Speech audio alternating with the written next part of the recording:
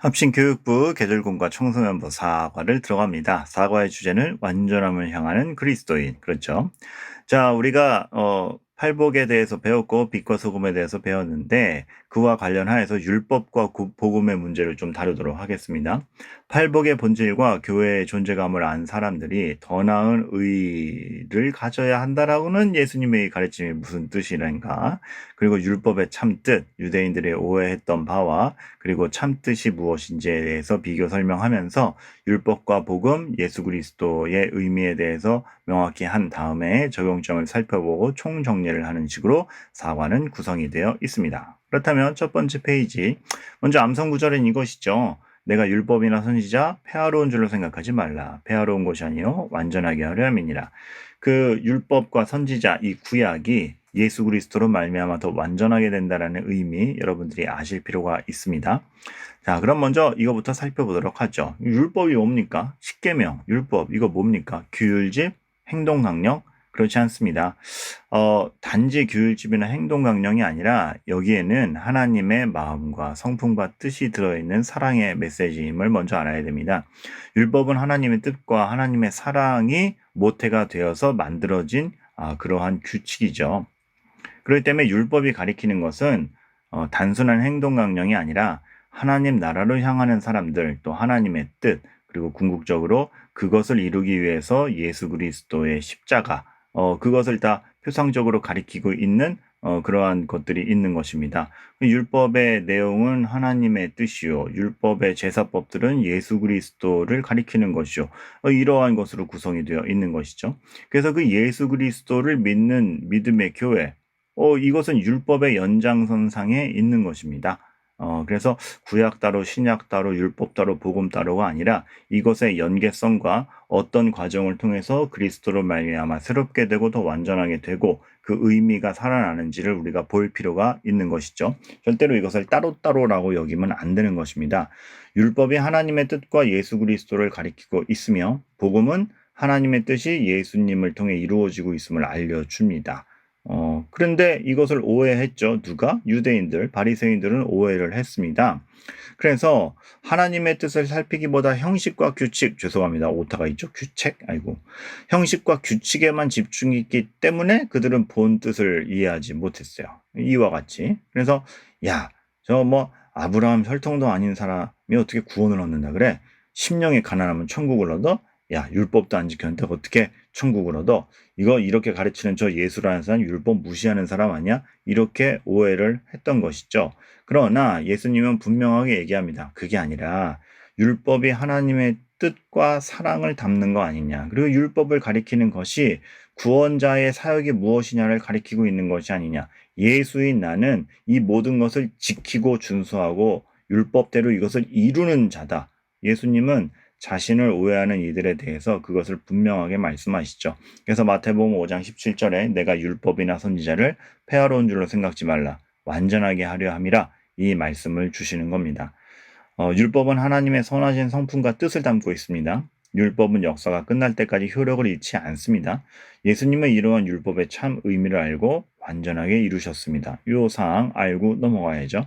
그러면 이제 본격적인 여러 내용을 살펴보면 이러한 유대인과 바리새인들의 오해 앞에 우리는 이것을 알아야 됩니다. 팔복은 절망적인 우리의 모습을 보여주고 하나님의 은혜 안에서 구원의 소망을 가질 수 있음을 가르쳐 줍니다. 그리고 율법은 구원하는 백성이 살아갈 모습을 알려준다라는 그 관계성 안에서 예수님이 설명을 하신 것이지 율법을 무시하지 않았다라는 그 사항을 우리가 알아야 되는 것이죠. 그러면서 이러한 맥락에서 예수님이 내가 너희에게 이르노니 너희가 의가 서기관 바리새인보다 더 낫지 못하면 결코 천국에 들어가지 못하리라 하셨습니다. 야, 적어도 바리새인보다 더 나은 사람 되라. 이런 의미입니까? 아니, 그런 의미라고 보이는데 아닙니다.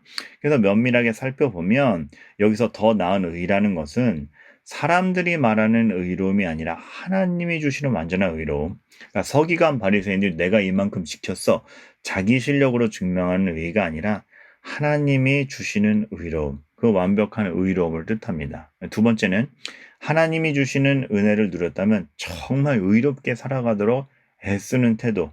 이것이 나는 완성됐어 라고 오만한 마음으로 자기 자신을 알고 있던 서기관 바리새인과는 다른 의미의 마음인 것이죠.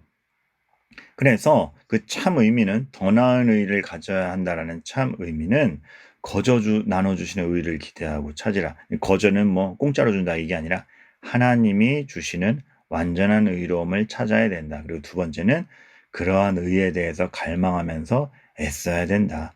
예, 바리새인처럼 내가 할 수 있고 나는 완성품이야 생각하지 않고 더 고귀한 하나님의 의로움, 그 완전함을 갈망하고 쫓아가는 태도, 이러한 것들을 얘기를 하는 것이죠. 여기서 심령이 가난한 자의 태도와 성장하는 것, 또 소금과 빛의 태도, 1, 2, 3과에서 배운 내용이 다 함축되어 교훈으로 들어가 있다는 것을 우리가 알게 됩니다. 그래서 더 나은 의를 이루기 위해 애쓰는 것이 왜 마땅한 태도냐라고 했을 때 율법은 뭡니까? 하나님의 뜻으로서 천국의 원리이고 삶의 기준, 한마디도 헛되이 없어지지 않는 말씀이기 때문에 그렇습니다. 그래서 성도는 새로운 심령을 가진 자로서 하나님의 뜻을 기뻐하는 의로운 자들입니다. 이 율법의 의미에 대해서 거기 그 안에 들어있는 것에 대해서 결코 무시하는 사람들이 아닌 것이죠. 정리해 보면 밑에 도표를 보면 율법은 하나님의 성품과 뜻을 반영한 것입니다. 근데 그거에 대해서 그 율법을 아이고 완전히 지킬 수 없는 게 우리 자신이고 우리가 잘 알고 있죠. 그래서 가난한 심령과 애통을 갖게 됩니다. 그때 어떻게 됩니까? 하나님의 긍휼을 의지하게 되고 하나님이 예수 그리스도를 통해서 주시는 은혜와 의를 받게 되는 것이죠. 그래서 은혜로 인한 새로운 심령으로서 감사함으로 더욱 순종하고자 하는 것, 이렇게 나아가는 것이 바로 율법과 복음과 예수 그리스도와의 관계성, 그리고 그 안에 성도의 삶의 모습인 겁니다. 하나님 나라의 백성은 죄에서 벗어난 새로운 존재입니다. 그리고 새로운 존재로서 구별된 행동하는 건 당연한 겁니다.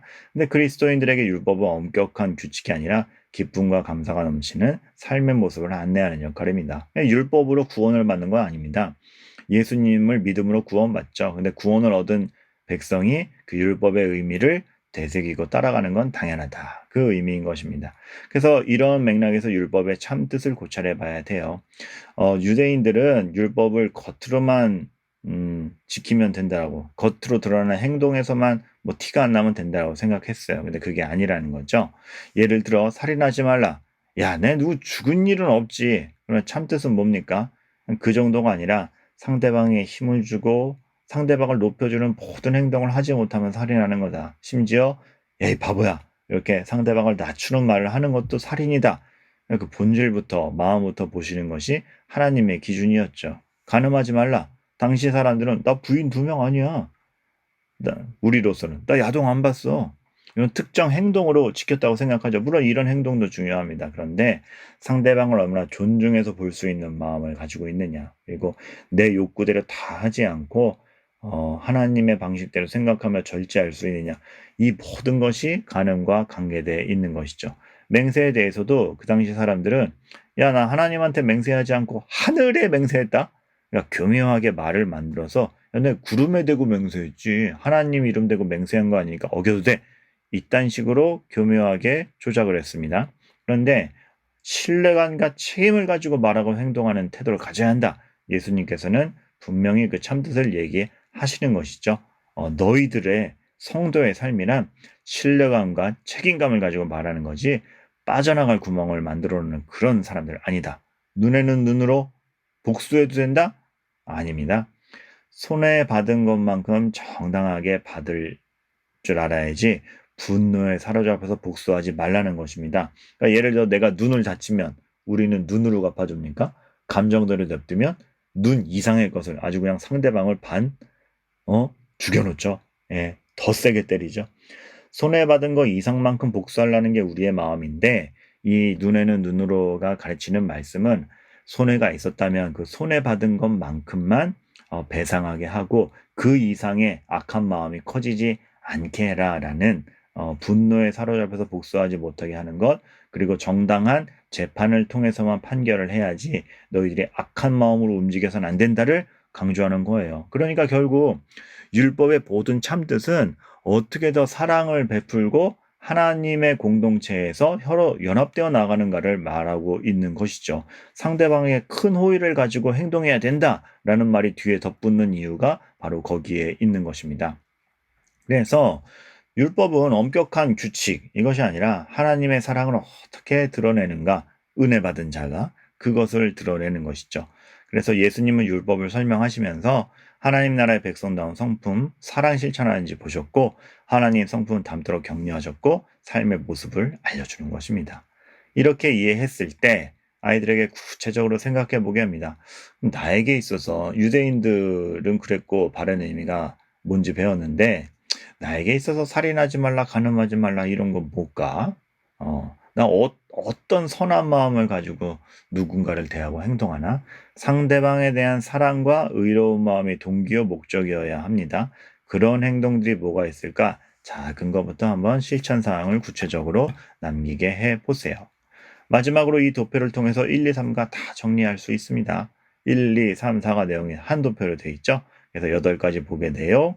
그리고 소금과 빛, 그리고 율법을 온전히 준수해야 한다라는 거. 마지막으로 맨 밑에 박스, 산상수훈은 하나님 나라의 백성인 우리의 성품에 대해서 알려줍니다. 그리고 구원받은 존재로서 어떤 역할을 해야 되는지 가르쳐 주죠.